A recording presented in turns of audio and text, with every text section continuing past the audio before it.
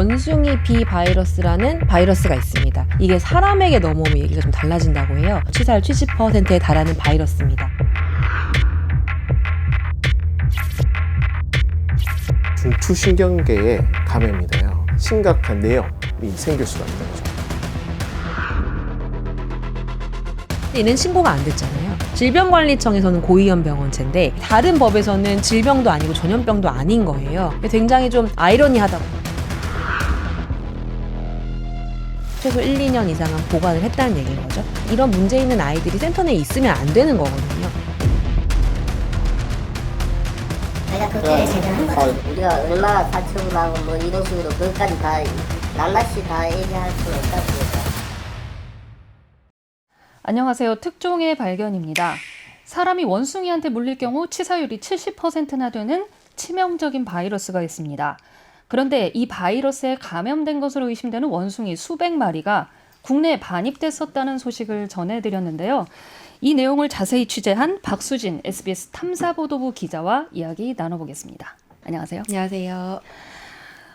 저는 좀 충격적인 내용이었어요.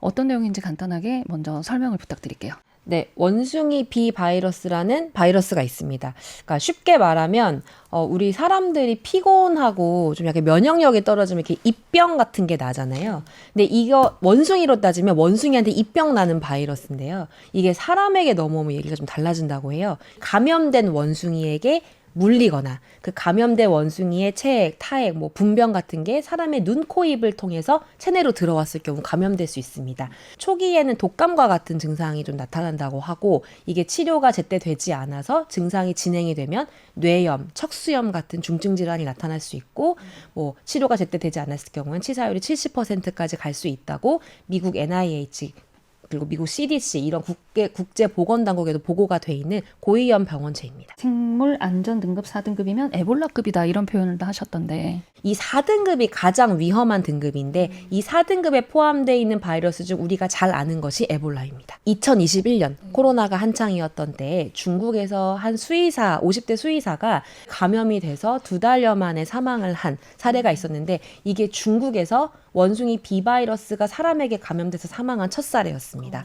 그리고 작년 2024년에는 홍콩에서 거기에 몽키힐이라는 곳이 있어요. 거기에 놀러 갔던 30대 관광객이 원숭이에게 공격을 당해서 물려가지고 감염이 돼서 중태에 빠졌다는 홍콩 보건당국의 보고가 있었습니다. 이 바이러스의 감염이 의심되는 원숭이들이 2020년 하반기에 우리나라에 340마리가 들어옵니다. 수입한 원숭이들이었는데 이 검역 과정에서 자체 검사를 한 결과 그 항체 검사에서 양성이 나온 거예요. 이 센터는 무슨 일을 하는 곳인가요? 한국생명공학연구원 산하에 있는 영장류 자원지원센터는 영장류, 그러니까 원숭이고요.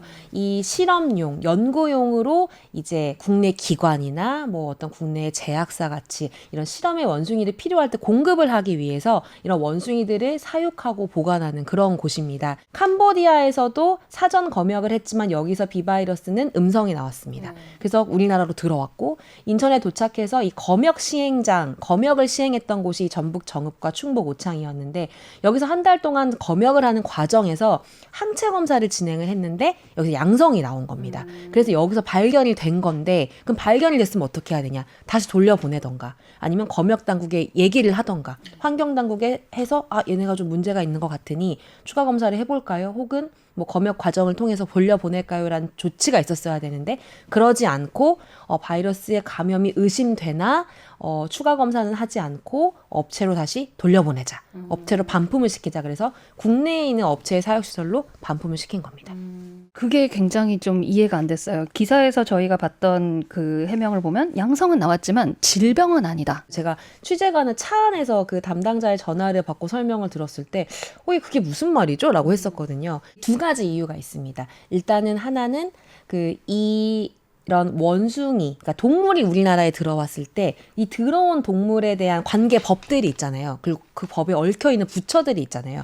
다 여러 개가 있습니다. 일단 동물은 농식품 검역본부에서 이제 이 동물의 수입을 담당하는데 또 아까 말씀드렸듯이 이런 멸종위기종 같은 원숭이들은 또 환경부에도 담당이 있는 거고요. 또 그리고 이런 실험동물은 또 식약처 담당이고 다 담당이 다릅니다. 그럼 하나부터 처음부터 짚어보면 그 농식품 검역본부는 왜 못 걸러냈어 하면 지금 우리나라 검역 단계에서 걸러내야 하는 질병 혹은 바이러스에 비바이러스는 없어요. 그렇기 때문에 패스.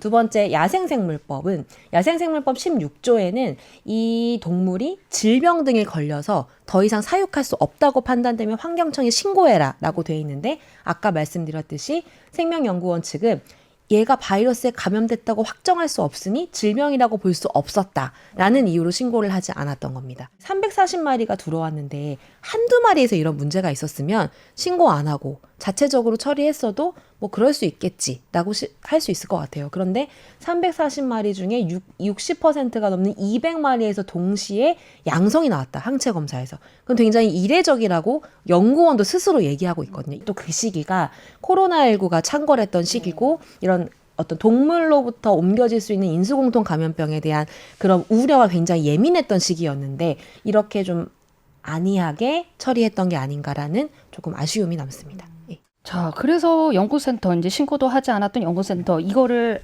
어떻게 조치를 했나요? 이 감염 의심된 애들 포함해서 전체를 자기네들이 이 원숭이를 사는 계약을 맺었던 업체로 돌려보냅니다. 물론 이 원숭이는 캄보디아에서 왔지만 업체는 국내 업체였어요. 그래서 캄보디아로 간 게 아니라 이 국내 업체의 사육시설이 있는 곳으로 옮겨 보냅니다. 근데 이게 340마리나 되니까 그 업체에서도 한꺼번에 받을 수가 없었던 거예요. 왜냐하면 이 원숭이들이 각각 한 케이지에 한 마리씩 들어가야 되다 보니까 보관 장소 등의 문제가 있잖아요. 그래서 무려 7개월에 걸쳐서 순차적으로 반품을 합니다. 그러면 그 얘기는 뭐냐면 이 영장류 자원 지원 센터에서 감염이 의심될 수 있는 원숭이들이 뭐 최소 7개월 정도 거기서 사육이 됐다는 얘기가 되는 거죠.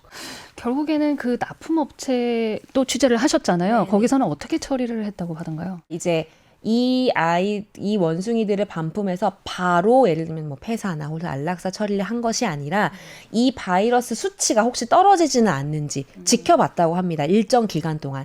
제가 그 200여 마리 전체의 자료를 보진 못했고 취재를 갔던 현장에서 그 담당자가 보여주신 일부 자료를 봤는데 이 원숭이들이 처음 반품이 된 게 2021년 1, 2월 정도거든요. 그리고 이제 상반기에 걸쳐서 됐는데 2023년 3월 이후에 폐사 신고된 친구들도 있었어요. 그러면 최소 1, 2년 이상은 보관을 했다는 얘기인 거죠. 1, 2년 이상 보관을 하면서 혹시 바이러스가 수치가 떨어지진 않을지, 떨어져서 이 원숭이들을 재사용할 수 있진 않을지를 이렇게 염두에 두고 관찰을 했던 것 같습니다. 하지만 결과적으로 업체는 저희 취재진에게 200여 마리, 감염 의심된 200여 마리 중에 외부로 반출된 건 없었고 다 폐사 처리를 했다라고 말은 했습니다. 그때까지 이 바이러스의 존재가, 그러니까 그 납품업체와 자원지원연구센터 외에는 아무도 몰랐던 거네요. 이런 걸 당연히 알아야 하는 기관들, 예를 들면 환경부, 뭐 검역본부, 또 이런 고위험 병원체를 담당하는 질병관리청이나 실험동물을 관리하는 식약처, 아무도 몰랐습니다. 지금 현재 수입한 동물을 국내에서 이동을 시키고 혹은 폐사를 하는 거는 그냥 신고만 하면 됩니다. 그 업체가 200여 마리를 관할 환경청에다가 폐사 신고한 내역을 저희가 일부는 봤는데 예를 들면 얘네가 무슨 이유로 폐사가 됐는지 무슨 이유로 이동이 됐는지는 써있지 않아요. 사실 매우 드물고 낯선 바이러스입니다. 제가 이 취재 과정에서 저희가 뉴스에 다 담진 못했지만 굉장히 여러 전문가를 인터뷰를 했어요. 말씀하셨던 것들 중에 하나가 이 바이러스는 매우 드물다. 하지만 굉장히 치명적이다. 그리고 바이러스 특징 중 하나가 예를 들면 코로나나 에볼라 같은 바이러스는 급성 바이러스예요. 만약에 감염이 되면 그 사람이 바로 아프거나 바로 사망할 수 있는 그런 가능성이 굉장히 높은 바이러스지만 원숭이 비바이러스는 잠복형 바이러스예요. 바이러스에 감염이 됐다고 해서 바로 알아채기가 어려울 수 있다고 얘기를 했습니다. 이게 어떻게 보면 들어왔을 때 좀 제대로 파악하고 앞으로 이게 검역의 기준을 더 높일 수도 있고 이런 걸 마련할 수도 어떤 기회가 됐을 수도 있는데 네, 이게 어떻게 보면 지금 말씀하신 것처럼 계기가 될 수 있었습니다. 과거에 메르스나 혹은 원숭이 두창, 엠폭스 이런 것들도 굉장히 낯선 바이러스였었고 그런 바이러스가 처음 들어왔을 때 우리의 검역은 이걸 걸러낼 수 있는 게 없었습니다.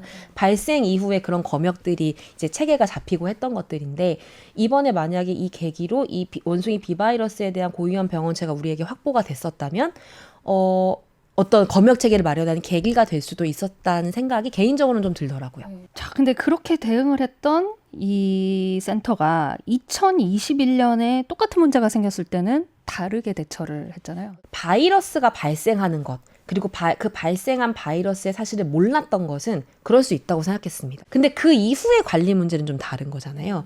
1년 후에 같은 업체에서 또 원숭이 340마리를 들여왔는데 여기서 50여 마리에서 또 비바이러스 항체가 검출이 된 겁니다. 근데 이때도 생명공학연구원 영장류 자원지원센터는 또 업체로 반품을 시키려고 했어요. 그래서 환경청에다 우리는 이 원숭이들을 연구장소를 변경하겠습니다 라고 신청을 했는데 반려를 당합니다. 이 수입허가 용도가에 대한 보안 서류, 입증 서류를 내라고 요구를 했어요. 그래서 2차례 요구했는데 보완이 되지 않아서 결국 반려가 됐고 그래서 반품을 못 시킨 겁니다. 자, 2023년에 또 원숭이를 또 들여오죠. 2020년, 2021년 원숭이를 구매했던 업체로부터 2023년에도 원숭이를 또 구매를 합니다. 그런데 2020년과 2021년은 캄보디아에서 있는 원숭이를 비행기로 들여온 게 수입이었던 거고요. 2023년은 내자 구매라고 해서 이 업체가 국내에 보유하고 있던 원숭이 수십 마리를 구매를 했는데 그게 45마리를 샀고요. 근데 지금 이 45마리 중에 나중에 알고 보니 2020년에 반품했던 애들이 섞여 있었던 상황입니다. 반품을 했는데 내가 2020년에 반품한 제품을 내가 또 사들인 거라는 거죠. 네, 맞습니다. 예. 네. 이거를 몰랐다는 거죠. 몰랐습니다. 그러니까 저희도 이 취재 과정 한 게 이 내용이 뒤늦게 이렇게 세상에 알려진 이유는 국가과학기술연구회 감사위원회라는 정부 감사기구에서 이 생명공학연구원을 감사하는 과정에서 알게 됐는데 이 반품한 애들을 우리가 3년 후에 다시 사왔다는 사실을 이 감사를 받던 작년 말까지 생명공학연구원은 몰랐습니다. 원숭이의 몸값이 너무 높아져서 그 사이에 원숭이 가격이 3-4배가 올랐거든요. 내가 문제 있다고 해서 반품한 아이들을 3배 비싼 가격으로 되샀고 그것도 몰랐고 라는 것이 약간 정부 출연 연구 기관의 어떤 거래는 무엇보다 투명하고 무엇보다 뭐 공정해야 될 것 같은데 약간 너무 허점이 많았던 게 아닌가. 그것도 감사를 하지 않았으면 모르고 지나갔을 그런 상황이긴 합니다. 그러니까 센터도 몰랐고 납품 업체는 알고도 그렇게 납품을 납품 업체는 저희에게 실수였다. 우리도 몰랐고 생명연도 몰랐다라고 말은 하고 있습니다. 그런데 저희가 좀 주목하는 것 중에 하나는 이 감사위원회가 보고서를 공개를 했거든요. 근데 그 보고서 내용 중에 보면 반품된 그 18마리, 그 이제 반품됐다가 재구매한 그 18마리 중에 15마리는 이 원숭이마다 번호가 있어요. 이 원숭이 자체의 그 제가 만약 1번이면 그 1번은 그대로인데 이 원숭이한테도 아빠 엄마가 있을 거 아니에요. 이 아빠 엄마의 번호가 감사 보고서에는 위조라는 표현이 쓰여 있는데 다르게 써 있던 거예요. 정말로 실수였던 걸까라는 거에 대해서 조금 의구심이 드는 상황입니다. 그러니까 만약에 그런 감사가 이루어지지 않았다면 이런 구체적인 내용들이 같이 나오기는 저희도 이걸 취재하는 과정에서 감사가 진행된다는 사실을 알았고 사실 저희가 아까 2달이나 취재했다고 했잖아요. 저희가 이게 감사 보고서가 나올 때까지 좀 기다렸던 것도 있습니다. 내용을 보니까 굉장히 디테일한 것들이 많이 들어가 있더라고요. 어젯밤에 늦게 입장을 네네. 예, 공식 입장을 냈는데 네. 어떤 내용이었나요? 네, 어제 18일 어제 밤에 생명공학연구원이 입장문을 자신들의 홈페이지에 게재를 했습니다. 일단 입장문은 심심한 사과의 말씀을 드린다라고 해서 국민들에게 사과를 하는 것으로 시작을 했고 다만 저희가 지금 한창 이야기했던 다양한 어떤 의혹들 왜 뭐 신고를 하지 않았는지 혹은 왜 같은 업체에서 이렇게 여러 번 샀는지 혹은 반품된 애들을 재구매를 한 것을 왜 몰랐는지 등등에 대한 주요 쟁점에 대한 해명은 없었고 이후에 보도 설명 자료로 구체적인 어떤 입장을 밝히겠다라고 저희가 구두로 확인을 했습니다.